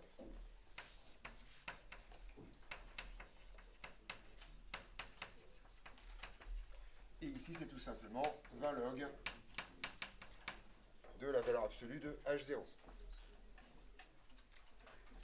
Alors, là où on a un problème avec ce filtre-là, c'est l'allure de la courbe réelle. Parce que pour le coup, pour les filtres d'ordre 1, il n'y a pas trop de comportements pathologiques. Par contre, ici, il y a des comportements vraiment pathologiques. Ouais. Bah, là. Il est écrit là. Moins 40. Enfin, log de oméga, le facteur qui est devant, c'est l'important. Donc, vous savez que ce truc-là est susceptible de présenter une résonance. D'accord? Et donc, en gros, vous allez avoir plusieurs cas. Donc, ça, c'est l'allure de la courbe réelle. Donc, toutes ces courbes-là, donc c'est toujours sous la courbe. D'accord? Ça, c'est la partie Q inférieure à combien, si je veux pas de résonance? 1 sur racine de 2, tout à fait. Et Q augmente comme ça, d'accord? Donc plus Q augmente, plus vous allez avoir tendance à vous coller aux asymptotes, d'accord? Donc ça porte un nom qui s'appelle un filtre mou. C'est un filtre où, grosso modo, il n'y a pas une transition nette entre ce qui se passe à basse fréquence et à haute fréquence. Donc de manière générale, quand vous voulez avoir un filtre passe bas, vous avez envie d'avoir un filtre plutôt raide, c'est-à-dire un filtre qui colle aux asymptotes. Il colle pile poil aux asymptotes à Q égale 1 sur racine de 2, où là, oméga 0, c'est l'appellation de coupure, de surcroît. D'accord? On le règle comme ça. Et si vous déconnez, vous passez du côté obscur de la force. Autrement dit, vous commencez à avoir une résonance. Ouais. En seul, hier, M. Bourdi, il ne connaissait pas 1 sur racine de 2, il pensait qu'on me trompait avec le 1,5, c'est parce que le Q, ça fait un... Attends, oh là, attends. Parce que le 1 sur racine de 2, il n'avait pas l'air de quelque chose. Il a dit que c'était pas une généralité. Si. Enfin, ça dépend pour qui, Il pensait mais... qu'on confondait avec le 1,5. Non, pas du tout.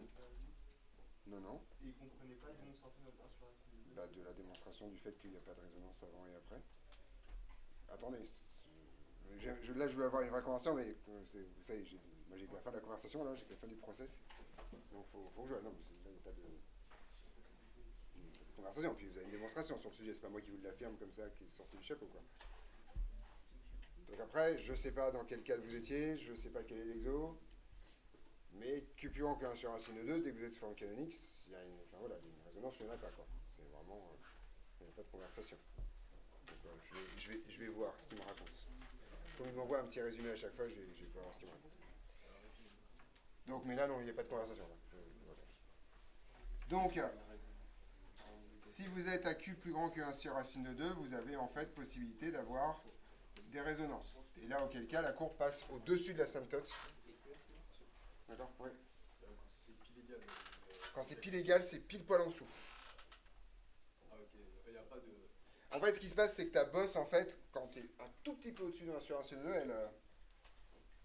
elle pop pour l'infini, puis finalement, ta bosse, elle va se rapprocher de oméga 0. D'accord? Voilà l'idée. Donc ça, c'est pour Q plus grand que 1 sur racine de 2. Voilà. Taganatsu un soin. Petite remarque, ça c'est un truc assez rigolo.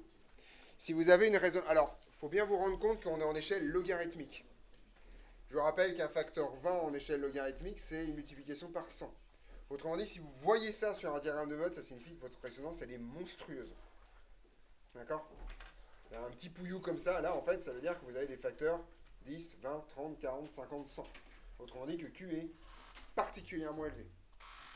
Et ça vous raconte un truc hyper rigolo. C'est quoi le maximum ici, si vous avez un Q élevé? C'est le rapport. Non, c'est C'est Q fois H0, d'accord? En l'occurrence, on transpose, donc ça serait Q fois H0. Autrement dit, là, vous avez 20 log de H0, de H0. Là, vous avez 20 log de QH0. Autrement dit, la différence entre les deux, ça là, c'est 20 log de Q.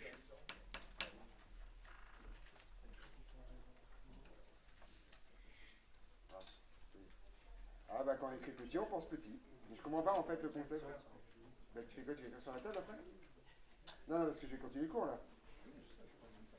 Bah prends une autre feuille tout de suite.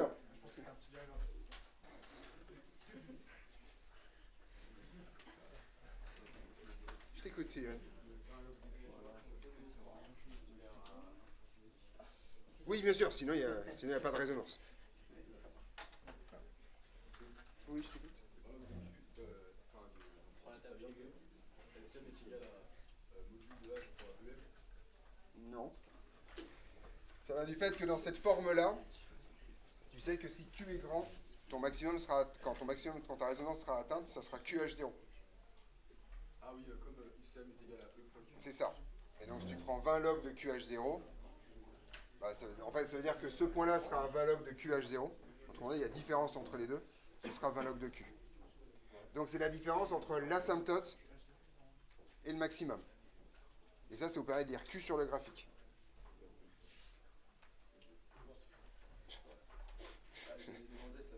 Ça sert à lire Q sur le graphique. Voilà.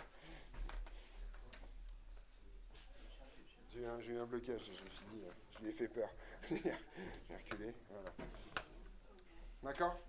Donc grosso modo de la même façon que vous pouvez trouver enfin, voilà, des renseignements. Donc vous pouvez lire oméga 0 sur le graphique simplement par intersection des asymptotes, ça c'est facile. Et vous pouvez lire 20 log de Q si vous avez une résonance. Si vous n'avez pas de résonance, c'est plus compliqué. Oui. Quand Q va être grand, on va avoir à peu près la même différence. Ou la résonance, ça sera en QH0. C'est ça, parce que c'est la même forme. C'est d'accord que si je commence à faire les calculs sur ça, c'est les mêmes calculs que ce que j'ai fait avant, sauf que ici c'est pas E, c'est H0 quoi. C'est la même bête, je veux dire. On est d'accord là-dessus? Oui. On a le droit de dire que H0 c'est comme E, même si Non, c'est pas qu'on a le droit de dire que H0 c'est comme E, j'ai le droit de dire que c'est exactement la même tronche. Donc si je fais exactement les mêmes calculs, je vais avoir exactement le même résultat. Oui, voilà quoi. D'accord? On est d'accord que c'est la même tronche ce truc-là, mathématiquement. On va s'intéresser un tout petit peu à la phase, quand même, histoire qu'on fasse ça une fois. En phase, donc je le fais directement.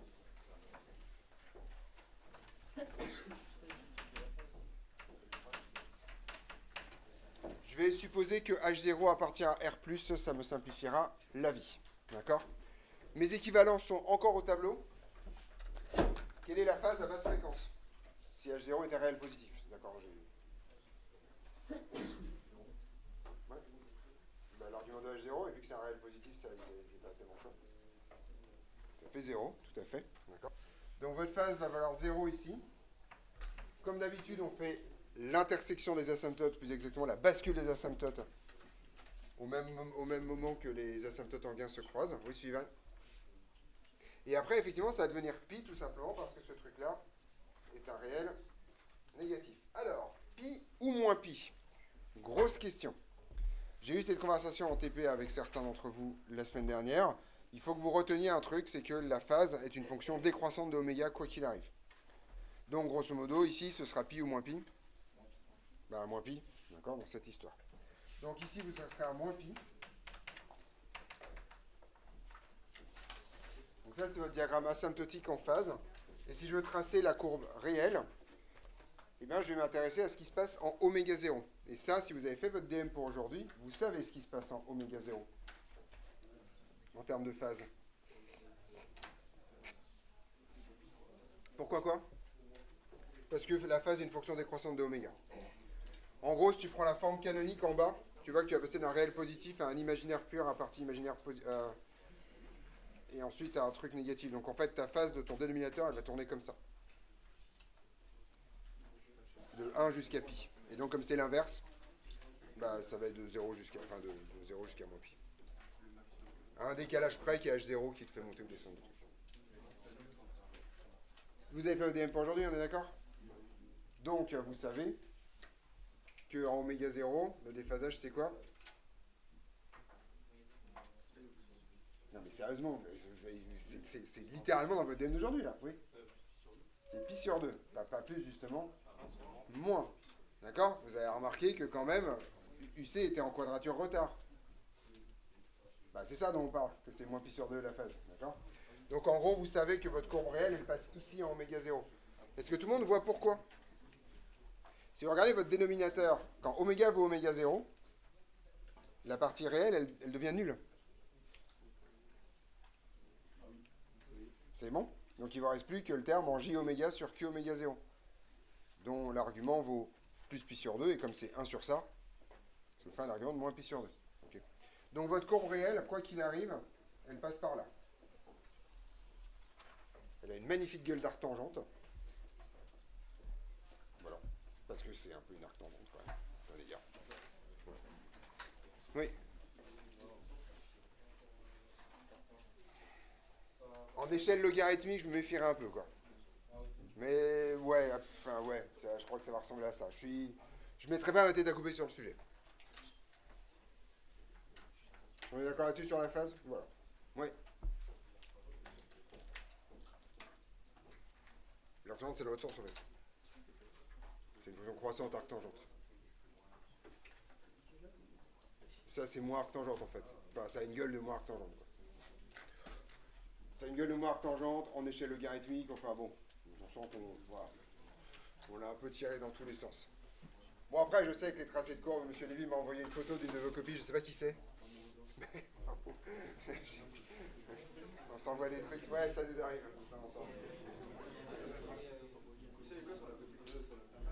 Il y avait dessiné ça avec une légende marquée fonction inverse. J'étais là genre, waouh quoi. On ne sait pas ce qui a été inversé, mais pas la fonction en tout cas. des trucs voilà. Je sais pas. Oui, non, c'est pas cette année, c'était une autre classe, c'est pas vous. C'est dans un autre. C'est dans le multivers. Rien à voir. Rien à voir avec vous. Jamais on ferait des trucs pareils. On se moque pas des. Non, jamais. Non, on fait pas ça quand même. Attendez. Éthiquement, c'est inacceptable. Jamais on fait un truc pareil.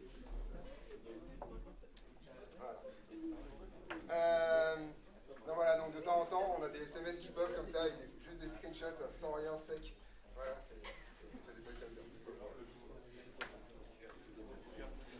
Le dernier que moi j'ai envoyé, c'était le fameux théorème qu'une fonction paire ne produit que des nombres pairs. Voilà, ça c'est... Oh, il est chaud quand même, hein. Voilà. Un PC, sur sa copie d'un film.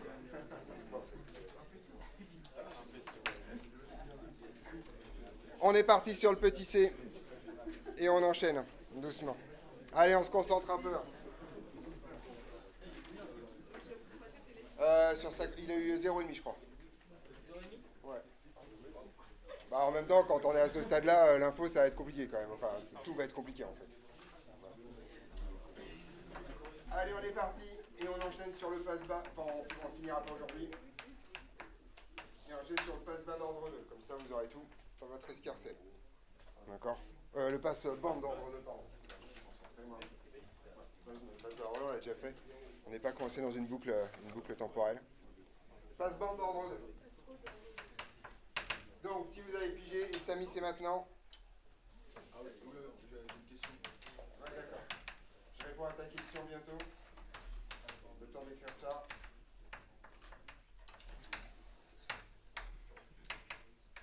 Je t'écoute, Samy. Alors, pour étudier le passement d'ordre 2, Ouais. c'est quoi la forme la plus optimale entre Ah, il a changé son prompt, quand même. Voilà. et la forme d'étude de H-bar? Bien, je remarque que tu as changé ta question depuis notre dernière conversation. Donc, il y en a pas, a priori. D'accord? En fait, elle est optimale pour l'étude de la résonance, pour l'étude de la coupure, donc vraiment pour l'étude de la courbe réelle. Mais pour le comportement asymptotique, à partir du moment où vous appliquez vos théorèmes très proprement, ça se passe exactement de la même façon. Par contre, un truc qui est extrêmement important, c'est la chose suivante. Pour identifier oméga 0 et Q, c'est celle-là qui est optimale. Parce que sinon, vous voyez que vous aurez bien le... Alors, c'est un peu pénible en fait. En gros, pour identifier H0, l'autre forme est optimale parce que c'est littéralement ce que vous avez au dénominateur. D'accord ? Par contre, dans l'autre forme, vous avez un mélange entre Q et oméga 0 qui rend les deux ingrédients extrêmement compliqués à faire. Donc, moi, ce que je fais en général, c'est je trouve oméga 0 avec cette forme-là, je trouve Q avec cette forme-là, et éventuellement, je passe à l'autre forme pour trouver H0, ou alors je me bats en disant, bah ici, il faut que H0 soit tel que ça marche bien. D'accord ? Mais l'autre forme est hyper pénible pour trouver oméga 0 et Q, parce que tu n'as pas oméga 0 et un truc en Q oméga 0, mais tu as Q sur oméga 0 et oméga 0 Q. Donc tu dois te battre avec deux ingrédients dans cette histoire. C'est ça l'idée. Donc moi, en asymptotique, si vraiment tu veux une règle beaucoup plus simple que je viens de te raconter, en asymptotique, je préfère celle-là. Voilà. Ça. On va faire la même chose, c'est-à-dire, qu'est-ce qu'on fait déjà? Je ne me souviens plus. J'ai oublié. On fait les équivalents en 0, en infini, vous commencez à comprendre que H bar est équivalent en 0 à quoi? D'ailleurs, vous pouvez en même temps vous entraîner à poser... Alors, quand même, je vais le faire et puis je vais continuer la réponse que j'ai donnée à Samy à l'instant. H bar est équivalent en 0 à quoi? Donc là, vous voyez que c'est assez simple, effectivement. Hein, vous prenez le terme du numérateur qui ne change pas et en bas 1. Donc ça vous donne H0, J oméga sur Q oméga 0. Et ça tend vers 0 quand oméga tend vers 0. D'accord? Alors, vous n'êtes pas obligé de noter ce que je vais faire maintenant, mais c'est pour celles et ceux qui se posent la question, si jamais je suis tombé sur l'autre forme, est-ce que c'est facile à faire ce qu'on vient de faire là? Alors je vais vous l'écrire. Donc l'autre forme, je vous rappelle, elle s'écrit comme ça. Oméga 0 sur oméga. Donc, là l'idée c'est que votre théorème, il va falloir le tirer un peu par les cheveux. Je vous ai dit, l'équivalence d'un polynôme, c'est son terme de plus bas degré. Sauf que, ici, en toute rigueur, on n'a pas un polynôme. On a un genre de polynôme avec des puissances négatives. D'accord? Donc ça, je ne sais pas si ça porte un nom, la génération des polynômes avec des puissances négatives. D'accord? Vous voyez qu'on pourrait faire la même chose, sauf qu'au lieu de commencer à 0, on pourrait commencer à moins p et aller jusqu'à n. Et le théorème s'applique pareil. Autrement dit, ici, en 0, quel est le terme dominant? C'est ce terme-là. C'est le terme qui est en 1 sur oméga, parce que c'est en oméga puissance moins 1. D'accord? Et vous tombez, bien entendu, exactement sur ce résultat. Vous avez un moins j qui va se transformer en j. Enfin, moins 1 sur... Enfin, voilà. 1 sur moins j qui va se transformer en j. Et donc, vous tombez, bien entendu, sur le même résultat. Donc, celui-là est plus compliqué. Enfin, voilà, faut juste penser qu'en fait, vous avez une puissance moins 1 dans cette histoire pour pas vous... Là, ça sort plus facilement. Voilà, fin de la conversation, si on veut vraiment explorer tous les aspects pénibles de cette histoire. En l'infini, c'est équivalent à quoi?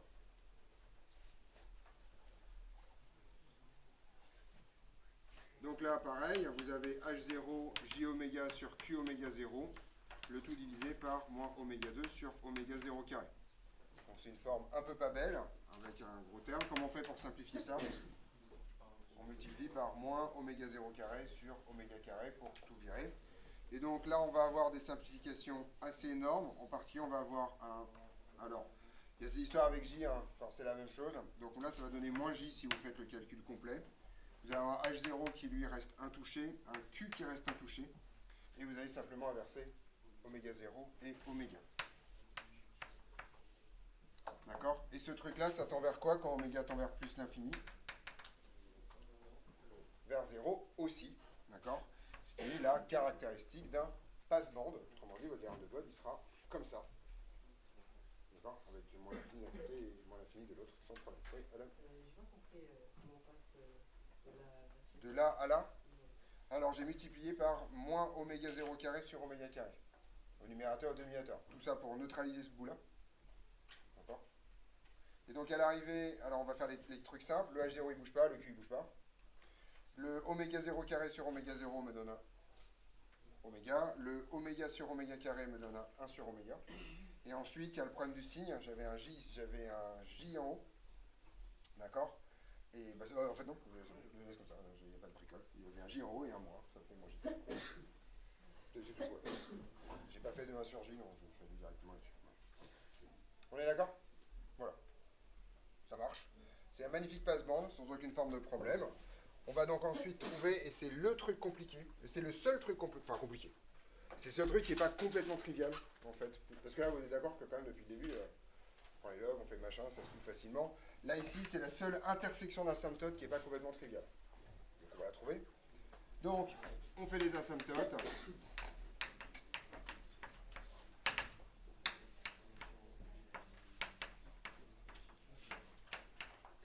On fait les asymptotes à basse fréquence. Quelle est l'asymptote à basse fréquence de ce truc?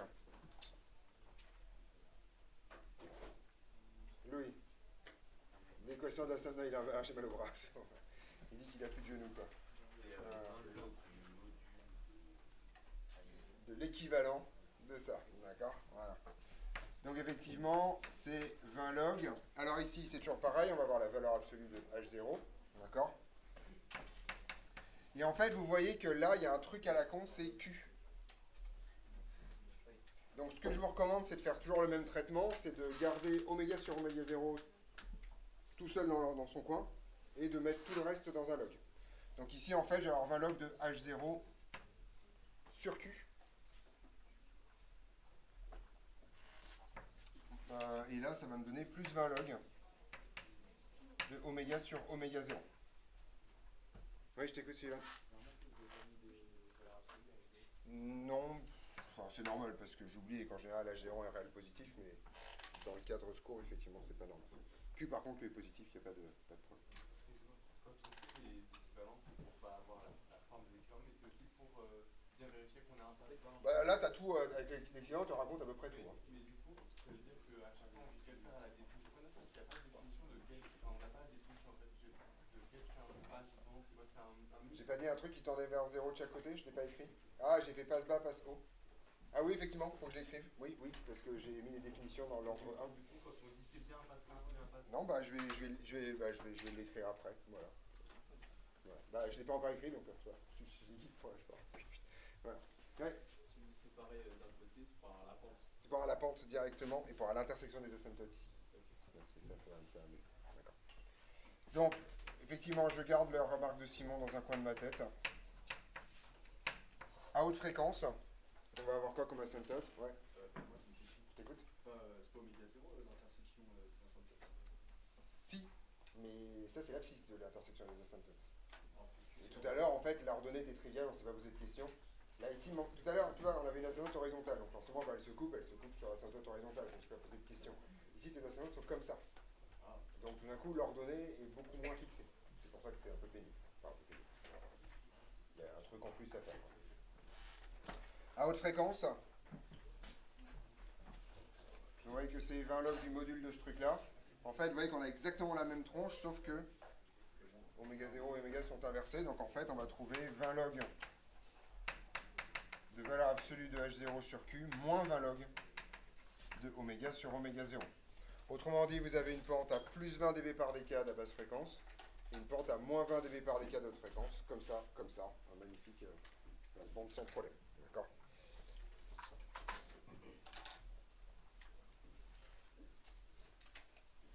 Donc effectivement, un passe-bande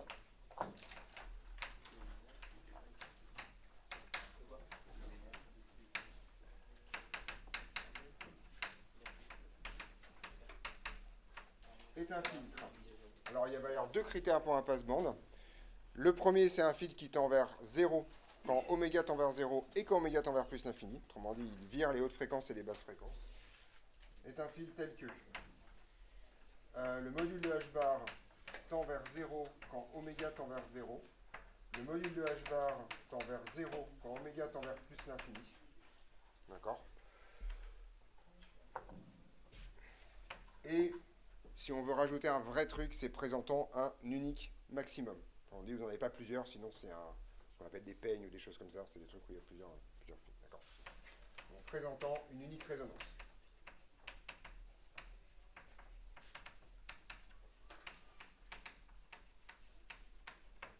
Pour un filtre d'ordre 2, il n'y a aucun problème. Il peut y avoir qu'un seul maximum. Oui, je t'écoute. Il n'y a aucun rapport entre la bande passante et le passe-bande. Ah si, très nettement. Puisque sa bande passante, ça va être un intervalle au milieu. Donc c'est un passe-bande au sens la bande passante va être dans une... Voilà, enfin, ça a très clairement un rapport, au contraire.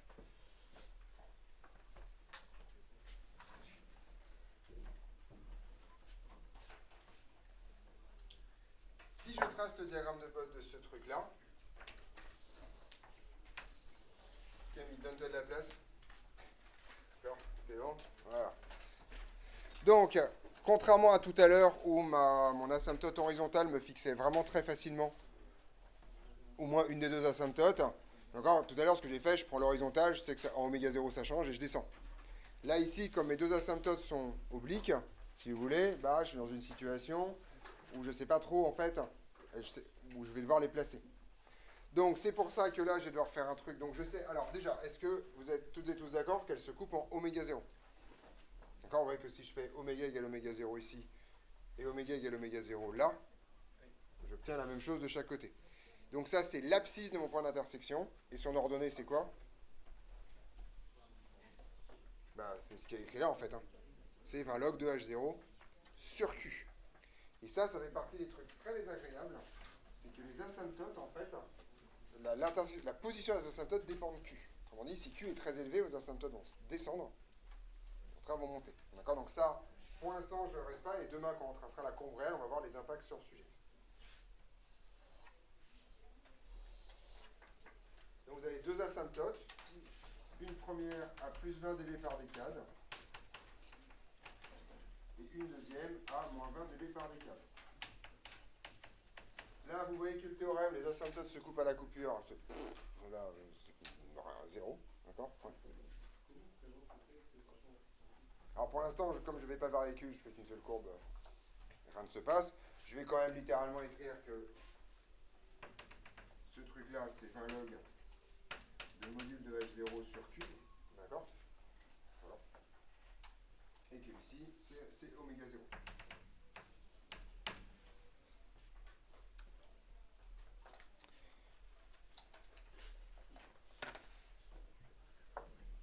Donc, je ne surcharge pas ce diagramme-là avec les courbes réelles, je vous parle juste de ce qu'on va faire demain. D'accord, on finira ce truc-là demain, c'est la dernière chose à faire, globalement. Alors, si vous avez appris votre... Donc, petite remarque, vous avez... Moi, je ne l'ai plus, mais vous l'avez. La forme du pass du pass bande d'ordre 2, si vous le regardez droit dans les yeux, c'est exactement la même forme que la réponse en intensité du RLC série. C'est bon, ça vous parle? C'est juste que H0, on l'avait noté, enfin c'était E avant, mais c'est le même truc. On est d'accord là-dessus? Donc vous connaissez tous les résultats sur le sujet. Vous savez que ce filtre va présenter une résonance, quoi qu'il arrive, en oméga 0, et que la valeur de ce maximum sera en H0. D'accord? Autrement dit, et ça c'est extrêmement pénible, enfin ça fait partie des choses supplémentaires à retenir, votre filtre, lui, va toujours avoir un maximum au même endroit, quelle que soit la valeur de Q. Et donc si Q est plus grand que 1, les asymptotes vont être en dessous. Si Q est plus petit que 1, les asymptotes vont être au-dessus. Et quand Q va être grand, vos asymptotes vont descendre et votre filtre, il va faire un truc comme ça.